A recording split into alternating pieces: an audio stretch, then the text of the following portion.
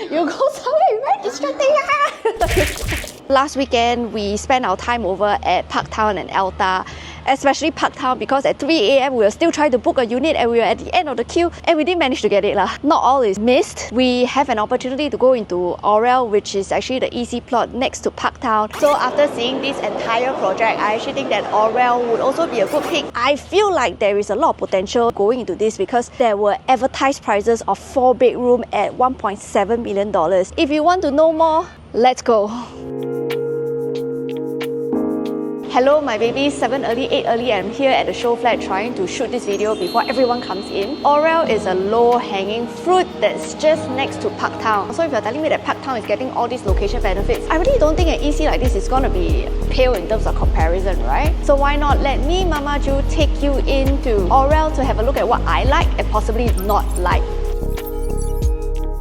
HDB upgraders, did you realize that going to a new launch is not always your best decision? After you tahan your husband or wife, MOP, you end up with a windfall gain, say for example close to $500,000. And this spot better than buying Toto, you know, because only 2 people share. But even if you really strike Toto or have this windfall gain, you realize that it's not often enough for you to venture into the new launch segment. The price that you can afford for a resale or new launch is in the low $2 million, and you probably wouldn't be able to find this price point occurring in any of the new launches right now, not to mention the ones coming up. So suddenly you feel like your profits go from 0 to 0 like this, and perhaps you may have to squeeze someone else's pockets to go into a new launch. But what if I told you there's actually a sweeter spot to nest your eggs? And EC is what I'm talking about. Let's take Aurelle for example, which is the plot next to Parktown, and Parktown is already transacting close to $2,400 per square foot on average. What makes you think that in the next 8 to 9 years you will not catch up to those profits that people have over at Parktown? I mean, come on, a 20% increment on $1,800 per square foot would be more ideal a situation than a $2,300, $2,400 per square foot. Am I right?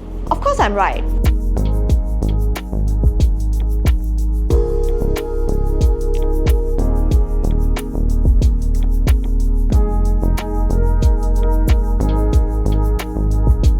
You know, every time I see Showflat and then the wall gets taken down, I professional hazard, I sus, right? I will go check the floor plan to see the rooms, whether or not they are too small, that's why they do this. But turns out, this is a non-load bearing wall, which means that it gives you the flexibility of combining 2 rooms into 1, which a lot of the new builds can't do. Toilets got ventilation, got windows, you know, so Simlian, good job.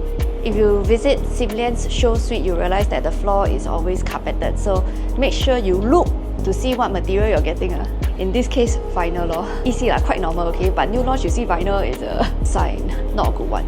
One of the downsides of owning an EC, of course, is what people say. If you go into private, you know, during the span of 10 years, you will have flip 3 times already. But come on, we are flipping property, not prata. Does everyone actually want to go through that route? Not really, right? I feel like there are people whose needs are mostly, I need a good place to stay. I wouldn't give up my HDB that's 1,000 square feet to trade off for like a 2-bed in like a new launch and call myself upgrade.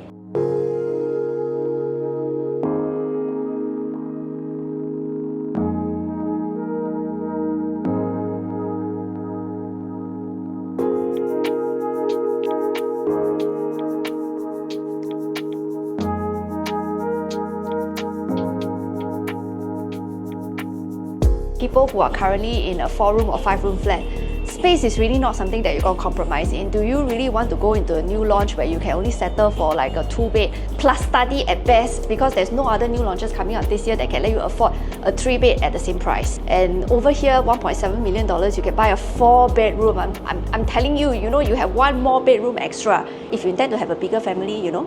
Trust me, I know it because I've been searching and I couldn't get my hands on any of those.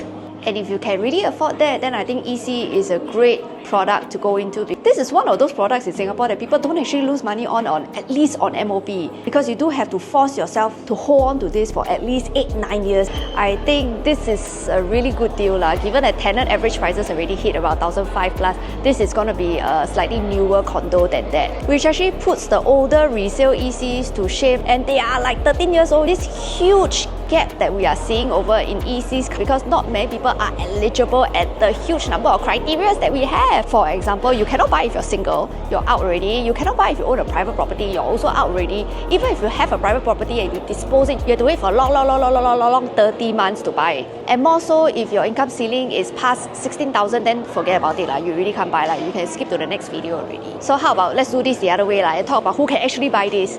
First of all, if your combined income ceiling is under 16,000, you either have very rich, supportive parents, at least HDB that is worth $700,000-800,000, so that when you sell, you have money to pay this off. Even at your best $16,000 income ceiling, your loan will only be approved up to about $1 million. Developer for this project is Suitability, which I have a love-hate relationship with. I love that it is not, out of the box or out of the ordinary. That means that my floor plans are very normal. I love the fact that you actually build HDB so you know what HDB upgraders like, but I don't love the amount of checks that people are throwing into your projects because it's so hard to get one of them, Even agents are buying their unit, but because this is an EC, we have a chance. So let's face it, those people that will actually consider this product is because you have an existing HDB to stay in, you don't want to rent in the interim, and you only want to sell it upon moving into your new place. Then this may be actually something that you'll be looking for. You can always look for me, Mama Joo, who is here to help you make a better real estate decision today or tomorrow. But let's not wait until next week because the preview will be over. Okay, thanks, bye.